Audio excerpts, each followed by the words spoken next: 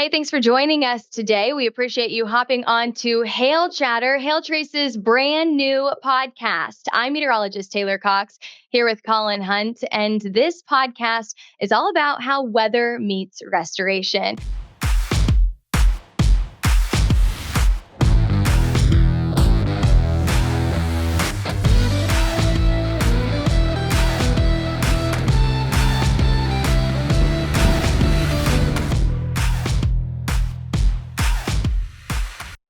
Let's kick it off first with a little introduction of ourselves. As the co-host of HailChatter, why don't you kick it off, introduce yourself, tell us what you do here at HailTrace and what this podcast is going to be. Yeah, Taylor, I'm really excited to do this podcast with you. And kind of my background, I've kind of spent the last 6, 7 years just trying to understand how to create a message that helps people be successful using a product.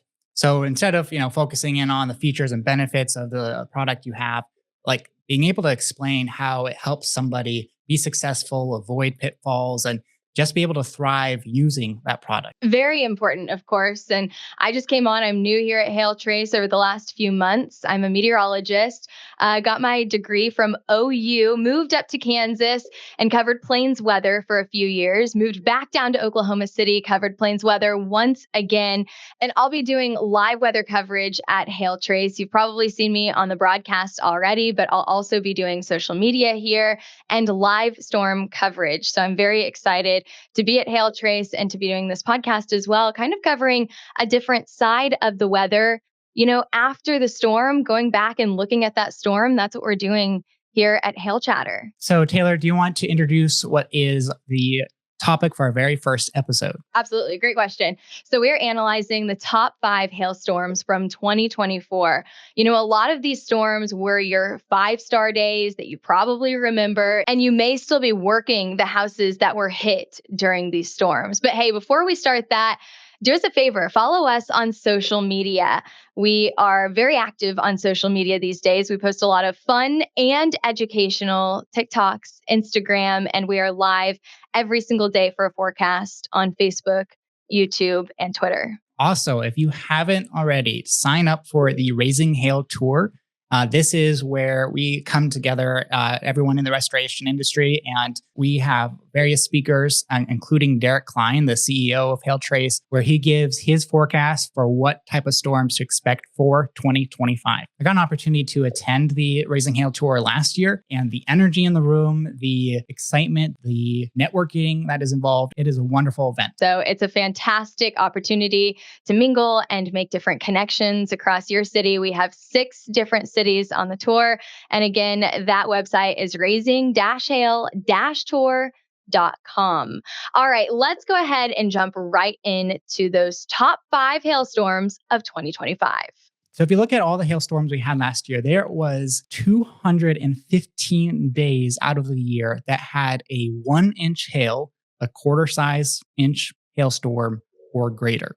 So that's like 2/3 of the days in 2024 that had a hailstorm somewhere inside of the US. That's like most of the days. So that means our meteorologists here at HailTrace are very busy. That's what you're saying, right?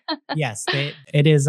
There's no break for them, even in the what we call, the quiet off season of the storms. Not the Q word. Yeah. So, but then even if you go some of those larger hailstorms, okay, let's look at the 2-inch hail or larger storms. I mean, that still is like 112 days out of the year. Definitely. And we're going to talk about some of the days that were a series of storms. It felt like there were storms day after day after day. And we're going to talk about some of those stretches here in just a few minutes. Let's kick it off with the first storm, the Oklahoma City hailstorm from September 24th. Now, one of our more recent storms, and I'm sure a lot of people will remember this storm. This was a late season storm. It ended up being a 5-star event. There was one supercell that popped up over Piedmont, just to the northwest of Oklahoma City. And it was a gorgeous storm. Okay. It had beautiful storm structure. It was right around the evening commute. So people were getting on the roads. We had pictures all over social media. And our first thought as meteorologists, seeing those pictures on social media, seeing this thing blow up on radar was, oh, this is going to be a doozy. And it was, okay? So this storm decided to go from the northwestern side of the city and track down to the southeast, just skimming the eastern side of the city, a pretty populated area. Now, the largest hailstone that we saw out of this was the size of a baseball, and it impacted right around 6,000, a little over 6,000 houses, which is a pretty good amount here in Oklahoma City. And then, of course, all those cars on the road and any evening activities that people were going to. I mean, a lot of people were impacted by this storm. And what's really fascinating about this is what you said at the beginning there. Like, this was a late storm, September 24th. All the other storms that we're going to look at on our list, those happened in the early part of the storm season. Yeah, and the fact that it was late season meant that after storm season had quieted down for a lot of the roofers and a lot of these leads had cooled off, now they have a whole new round of neighborhoods that they can go survey and they can knock on doors for. So late season storms are oftentimes a really big deal for roofers, a great opportunity to get more business during what we would consider the off season whenever we don't have as many hailstorms. Yeah, and we'll talk about that in the next episode. But I mean, there's storms coming in, year out, even when we would expect it to be more off season.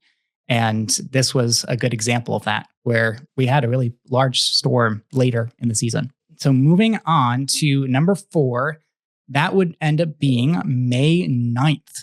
So Taylor, why don't you explain, kind of set the scenario for this storm? I know there were several storms here. How did this storm end up as the 4th on our list?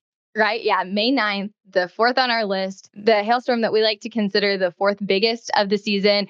But as we talked about at the very beginning of the podcast, this was not just one day of hail. This was a series of storms that led up to May 9th. So let me actually take you back to May 7th.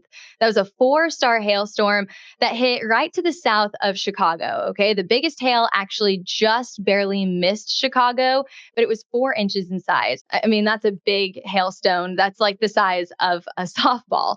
Okay. That's day 1. Going on to day 2 now, another 4-star day. We had hail swaths that stretched from Texas to Tennessee. One interesting thing about both of these days is there were 72 tornadoes reported on May 7th. There were also 72 tornadoes reported on May 8th.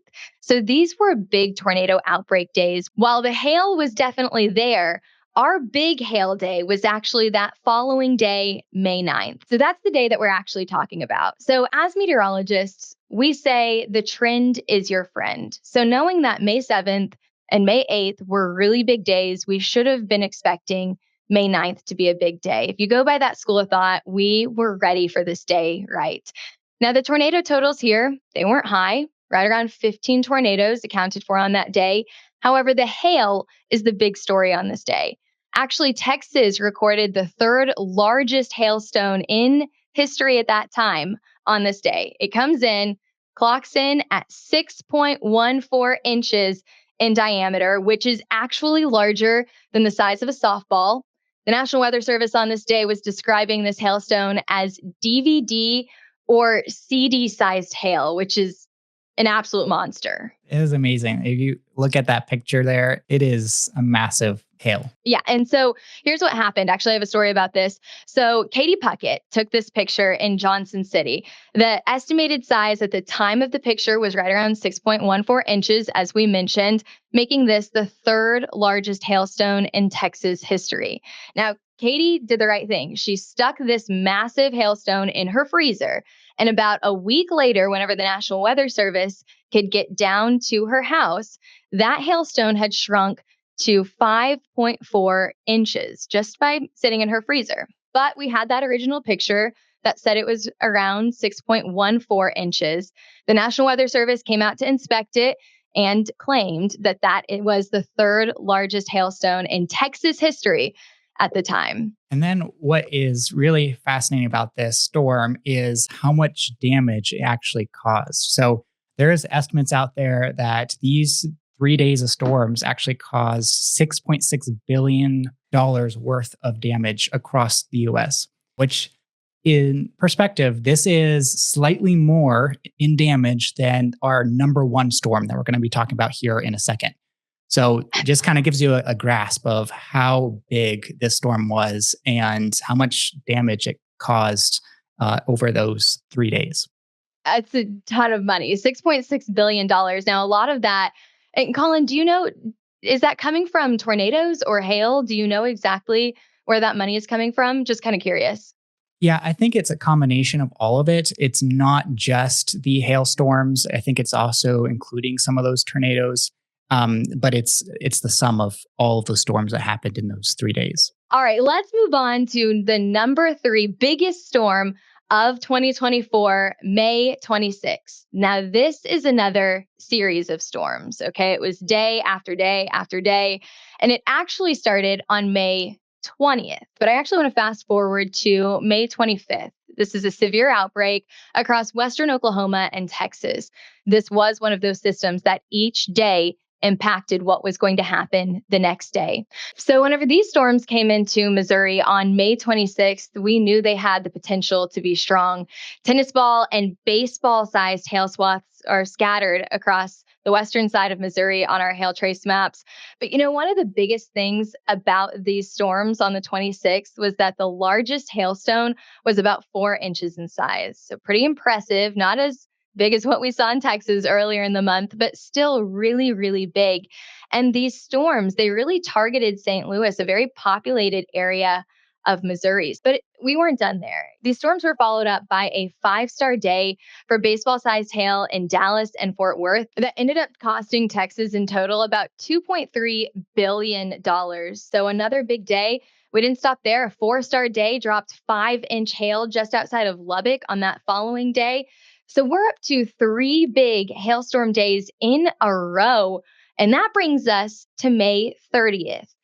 These hailstorms on May 30th targeted Denver. This is a Yeah. storm system that will go down in history for Denver hailstorms.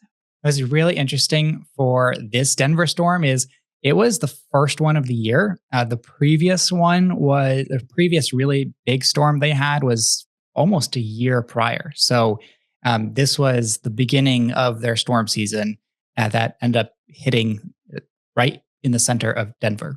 Yeah, I mean, it's almost like it took a bullseye and just targeted this city. So it cost them about $3 billion just for this hail weather event.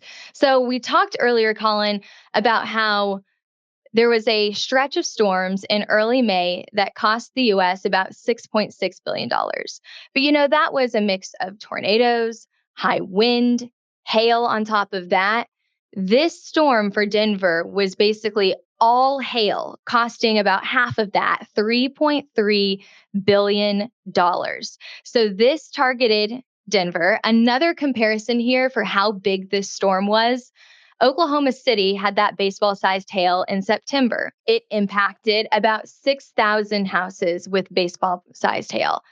In Denver, we had over 30,000 houses with baseball-sized hail impacted. I mean, the difference between that number there from the Oklahoma City storm, about 6,000 houses, multiply that by 5, and you get how many houses could have been impacted by this hail in Denver. It's absolutely a very impactful storm that they got. And this storm was so impactful, the National Weather Service, they saw it coming. So whenever they warned Denver of this storm, they put the destructive tag on this severe thunderstorm warning, which isn't used very often. I am curious about this since I'm not a meteorologist and I'm not familiar with these type of tags that the NWS will issue. What's the destructive tag? I mean, is that a common tag to put for a hailstorm? I mean, what are some of the other tags that they use? Yeah, that's a great question. Well, and I'm sure, especially being in Michigan, you guys don't get too many of these destructive tags. Here in Oklahoma, we see them every so often. They're not unheard of, but they're not common. Okay. So the National Weather Service will use a destructive tag if we have over baseball sized hail that is confirmed that is coming for a city, a very populated area, or with winds over 80 miles an hour, because that is what we consider a threat to human life. So oftentimes the National Weather Service will use their judgment before they put the destructive tag on a warning, but it oftentimes means a threat to human life. So this tag will trigger WEA, which is the wireless emergency alerts on your phone. That's whenever your phone goes off and it makes that really loud sound, like if there's a tornado warning or an amber alert. So very rarely will this happen for high wind or large hail. That is why it's so significant that it happened on this day in Denver, that the National Weather Service decided this is so much hail, that it is so large, we can't have people out in this hailstorm. They need to go inside. That is why they put the destructive tag on that severe thunderstorm warning. So that tag is used at different times for hailstorms. And if it is used, then basically you should not be outside. You should be taking shelter because this is really destructive. So then we have the largest hailstorm for 2024. And Taylor, what is that day? It's crazy to think that we could get larger than Denver, right? But this is actually a twofer, not just one day, but 2 days that we had 5-star days in a row. So a 2-day, 5-star hailstorms in a row. This was actually the first 5-star day of the year. So we were really kicking the year off strong. Here's the thing. We had a great setup for these storms. We had a cold front extending from a low pressure system. All of the ingredients were in place for a busy weather day. So between the hail and high wind and tornadoes, these storms actually totaled the US about $6.1 billion. Kind of give you a perspective of how big this hailstorm was, these 2 days were. It ended up hitting 16 different states. So I have this picture here, Taylor, of our maps that we have inside of the HailTrace app.